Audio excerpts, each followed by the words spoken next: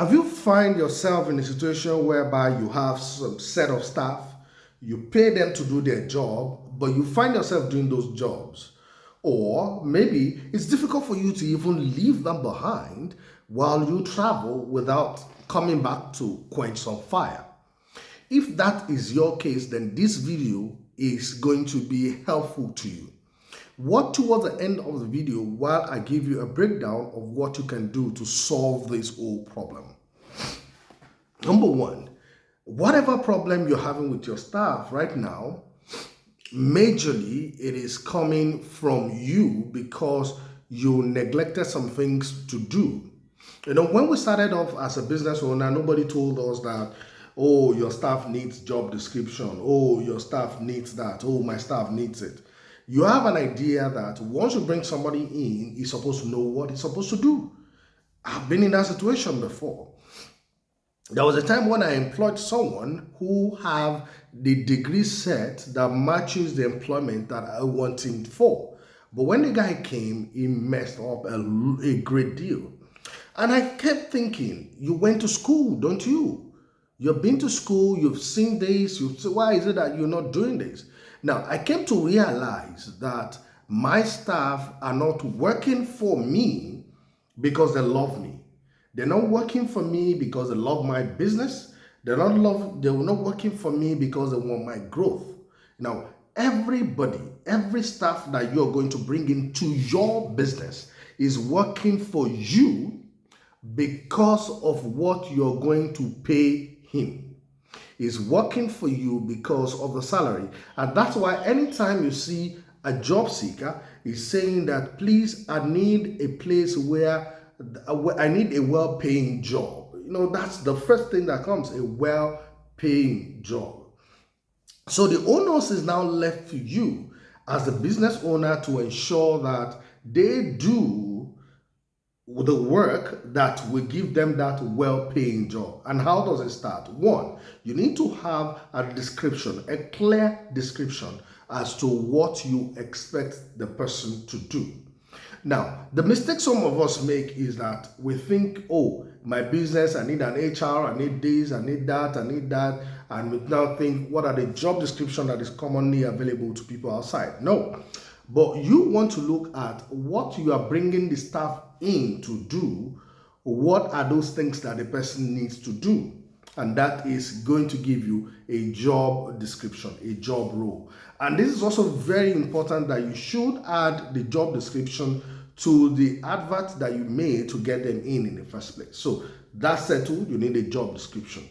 You also need what many people call SOP. I call it, this is the way we do things here. Now, the way you do things is always different from the way other people do things. So what is a standard operational way of doing this? That's what we call SOP. How do you do things in your business? So you need to come up with an SOP, a standard operating procedure of how things are supposed to be done. Then the next thing is, you see the job description that you have given to them, you need to turn those job description into a KPI. That is what you're going to use to access them. Okay, if you're bringing in a customer service person, and the customer service person is supposed to call and do your inbound and outbound calls or whatever it is, then you want to turn that to how many calls can you say this person will make in a week or in a month that you can say this person have really done his job. So you must be able to have those three things. So number one, don't forget I mentioned that there need to be a description. There need to be a job description for what the person is coming in to do. Number two, you need to come up with how you do things in your own establishment. That's standard operation procedure. And number three is an assessment, a way for you to be able to assess them to say, this is what they have done. Now, in my business, I have what I call scorecard, job scorecard. Now, in the job scorecard is in a spreadsheet that we designed where we have roles, when the person joined, who the person is supposed to report to, and what we're expecting from the person to deliver. Then we now put it in form of numbers and KPI in which this individual will have to fill at the end of the month and submit those things. He's assessing himself. What are your areas of weakness? What are your area of strength? Then this is going to be given to the person he's supposed to report to. Then another thing that also happens is in most businesses, there's no reporting system. And this can also be an issue. You bring in this person is working under this person, and this person is also working under someone else. So there should be a reporting system of this person reporting to this and copying his own senior person so that nothing is left undone. So you need to have those things. And one important thing that's also very good is you need to start catching your staff doing what is right in your business as against catching them doing what is wrong.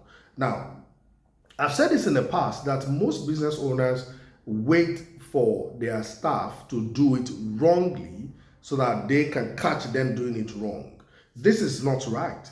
If you want to look at it critically, if you look at the police system, they have anti-this, anti-that, anti-this, anti-that. Now, look at it, for example, anti-robbery squad. That means anybody that engage in such violence, the police will go after the person. What about the people who have not robbed all their life? What benefit do they get from the police? So in your business, don't be like a police because you only want to catch people doing what is wrong, but you in your business want to try as much as possible to catch people doing what is right and reward those things. So I've seen it in many places where some business owner feels like if they commend their staff for doing something right, it will get into their head. But you can come in and look like a lion that everybody wants to run away from. No, it doesn't work like that. So catch them doing what is right and reinforce that behavior, because the behavior that you reinforce will repeat itself. And this helps you so that even when you're not there, things are done right. Now, if you have what we call weekly meetings within your business, if you don't have, you must start having it right away. Have a week. Some people say monthly. I don't have any issue about it. You can test it out, but I've tested out weekly workshops or weekly meetings within the staff system, and it works for us. Now, one of the things we try as much as possible is that we don't just create those things. We don't create job description. You don't create SOPs. You don't create those KPIs and just leave it there. You must bring into your discussion, because you need to repeat it again and again to them. And you also need to keep training them on what they need to do. Now, if you can be able to do this, it will become easier for you to manage your staff. It becomes easier for you to know this is what they are doing right, this is what they are not doing right. And you start managing them on a gradual process. Nothing comes easy, so don't think like if you have all those things in stock now, then it's going to go smooth. Most times it takes some people more than 3 months, some people 6 months, some people 1 year. So it depends on how much system you have, how much system you can create, and how much work you're ready to put in to ensure that this works. So this is what I have for you today. I want to thank you for listening this far. But remember, if you don't have a system set in place, then you have a disorganized environment. And if you don't do it, remember, you might be the bottleneck that your business have that is not making your business grow. I'd like to hear from you. What do you think about this? And if you have any question you want to ask, feel free to do that in the comment section. My name is Joy Akinlolu. Thank you for being there. And don't forget, if this is interesting to you, share with someone. You might end up saving a business owner some stress from this. Thanks.